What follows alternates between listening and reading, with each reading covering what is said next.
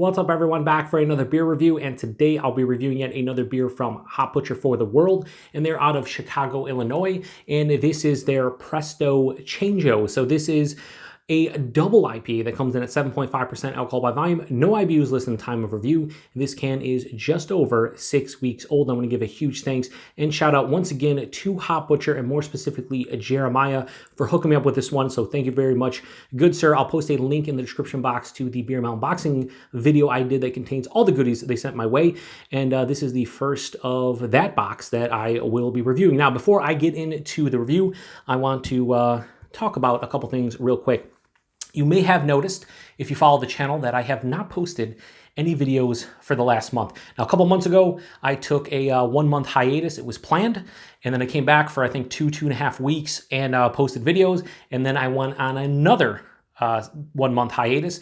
This one was unplanned. To make a long story short, a little bit of a small medical issue that required medication that didn't allow me to drink alcohol for about a month. So it was like 3.5 weeks. So yeah, drinking no alcohol means drinking no beer, means reviewing no beer, and I didn't have anything in the backlog. So I want to apologize to everybody out there for the second disappearing act, so to speak. After that original 1-month hiatus, I was like, yo, everything's cool, we're good to go.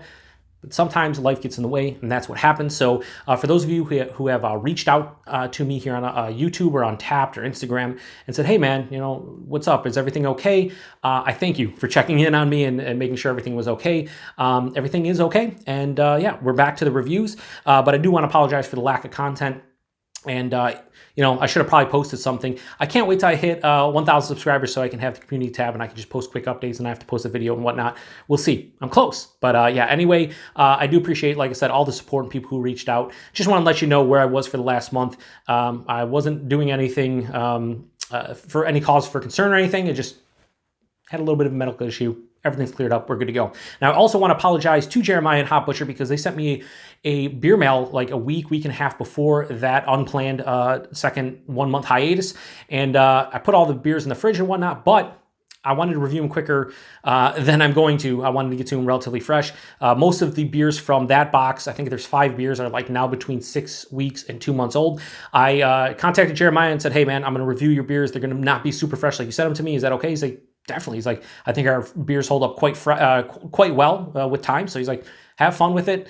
And I'm going to. So I just want to let you guys know these are a little bit older. This is just over 6 weeks old. The next one I believe I'm reviewing is right around like 2 months to like 9 weeks old. So we're going to see. We're going to see how they hold up. That's one thing that I did with the last reviews from them. I had a couple beers around 6 weeks old, and they were still absolutely delicious. So I do think their beers hold up well, and I think a lot of breweries' hop-forward beers hold up well for a couple months, sometimes even 3 months. Obviously, I want to drink most IPAs as fresh as possible, but sometimes that always is not the case because situations like this. So anyway, enough with the rambling. Let's get in the review. So this beer, double IPA, like I said, Mosaic and Simcoe-hopped. And on the back, it says the tasting notes. They have like a hop cone and they have like little tasting notes. It says mixed berries, sweet pine, juicy pineapple. I guess we'll see if I get any of those. Do a little bit of a roll here. I did it off camera, but you know, blabbering about my hiatus and everything probably settled a little bit. But anyway, let's give it a crack. See what we got going on here. So again, these have been in the, oh, look, it's coming out a little bit. We'll see how it is. But yeah, these have been in my fridge since they sent them to me. So we should be fine there. I don't anticipate any kind of issue, but I guess we'll see. All right, so nice pour there. Put this over here, and I cheated, and it's delicious. So the thing about Hop Butchers, they sent me a lot of beer, and I haven't had one that I really don't like yet. And I'm hoping that I'll find one that just doesn't work for me. But we'll see if we do. Anyway, that has a really dark, like, really dark orange almost, yeah, just like a really deep, dark orange color. It has about a 3-finger of this tan-colored head, off-white, but mostly like a light tan-colored head. Because I poured it, kind of aggressive to start, but kind of, you know, corrected it at the end. But yeah, very turbid and murky. It looks like some kind of New England style, you know, double IPA. Let's get a nose. Ooh, nice. So definitely pine. Is it sweet pine? Well, I think the base of the beer is sweet, so it's coming off as kind of a sweet pine, but more just like a generic pine. Just pineapple. They say mixed berries. I'm going more of like a nondescript red berry for me.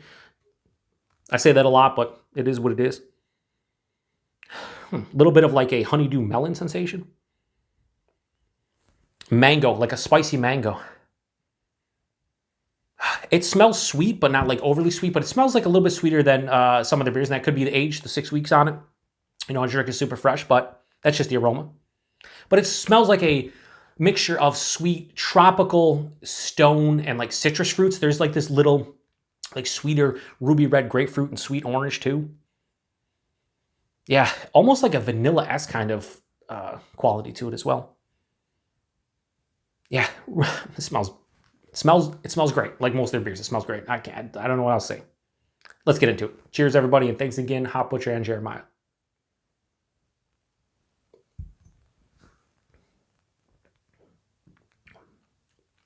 Really nice.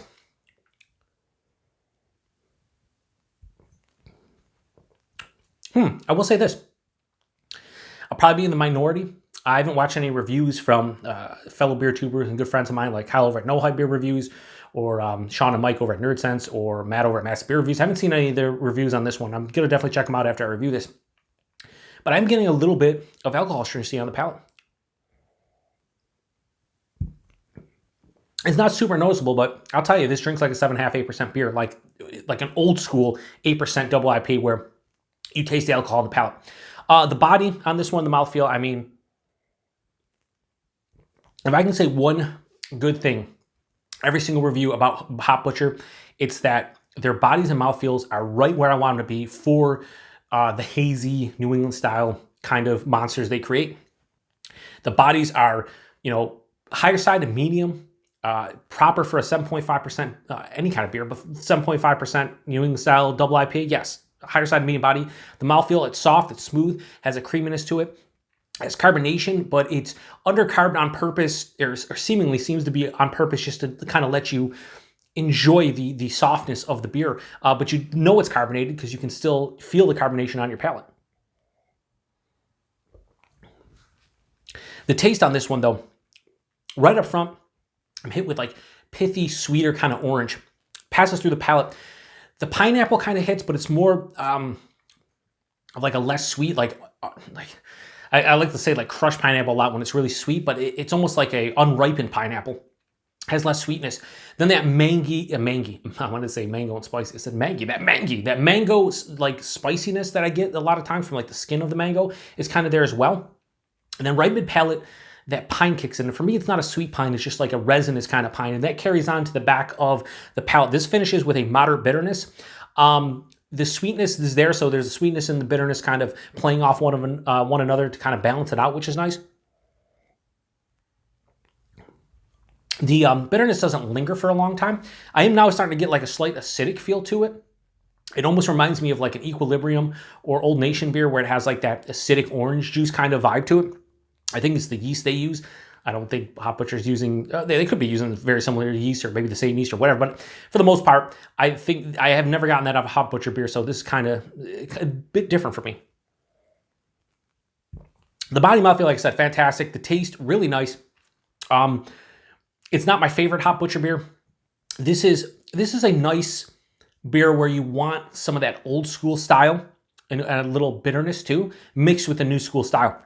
Also, if you're not looking for like a full-on just tropical stone fruit punch and you want more of like a pithiness and some citrus zest in there along with those fruits, I think this one works very well. At least what I'm experiencing on a can that's like 6.5 weeks old.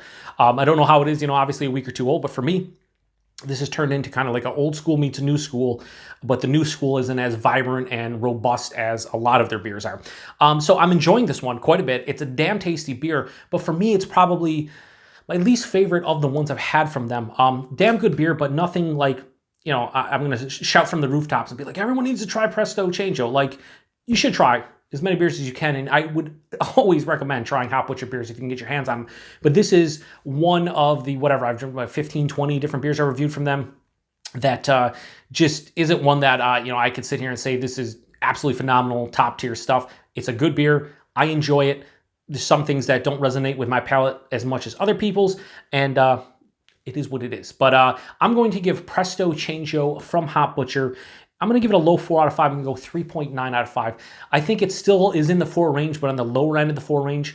And yeah, it's still a good score. 3.9 out of 5, 4 out of 5. It's definitely a good score. It's just, again, I'm trying to explain myself that for me, the beers that I've had prior to this one have been much better for me personally. So this beer, a little bit of a letdown from what I've had from them, but I could see people drinking this and just loving it, especially fresher. So yeah, I'm going to give it a 3.9 out of 5. Damn good beer. Now, price and availability, I believe most of their double IPAs, they're just base like double IPAs. I think they run like $14.99 a 4-pack. That's a great price. You're talking under $4 a can, which in this day and age is very rare for a 16-ounce can, 16-ounce 4-pack. Most places are charging 16 to 18 bucks, if not higher, depending on the ingredients. So Hop Butcher always has great value to their beers. And availability, pretty sure Chicago land only for the most part. I've never seen them anywhere in my neck of the woods. I'm sure they may have showed up at different spots. Maybe I remember Sadiq, a good friend of mine, viewer of the channel, he mentioned before they came to a beer fest, I believe it was in Atlanta, and they left some beers there, and I think they had some slight distro in the area, but like outside of that, it's pretty much brewery only. Or not, I shouldn't say brewery, it's pretty much Chicago only because they get out to Binny's and other local bottle shops and stuff. So yeah, anyway, if you've had this one before, let me know what you think about it. Oh yeah, 7.5%. Like I said, you could taste that this is 7.5%, 8% beer, and that's another reason why I'm not as, I guess, overwhelmed in positivity with this one, just because I've had, 10.5% beers from them that drink like they're lower than this one. So a little bit of the alcohol stringency turning me off, a little bit of not the robust fruit character for me. And yeah, that's pretty much only thing keeping it from like lower than a 4.25. But anyway, again, if you've had this one, let me know what you think about it. Appreciate everybody stopping by for another beer review. And thanks again to Hop Butcher and Jeremiah for this one. I have so many more Hop Butcher beers to review over the next month or so. So I'll be pumping them out, and hopefully they're a little better than this one. But like I said, still a good beer. I'm going to drink the rest of it, enjoy every second. I think this is my lowest rated Hop Butcher beer, which speaks volumes to how good Hop Butcher is, right? If I'm giving a beer a 3.9 out of 5 and I'm rambling on about like, oh, it's not as good as their other beers and it doesn't work exactly for me as much as I want it to be, blah, blah, blah, just run my mouth, then you know they make good beer because this is the lowest rated of the bunch and I still enjoy it. Anyway, I'm going to shut it down. Thanks, everybody. To the next one. Cheers.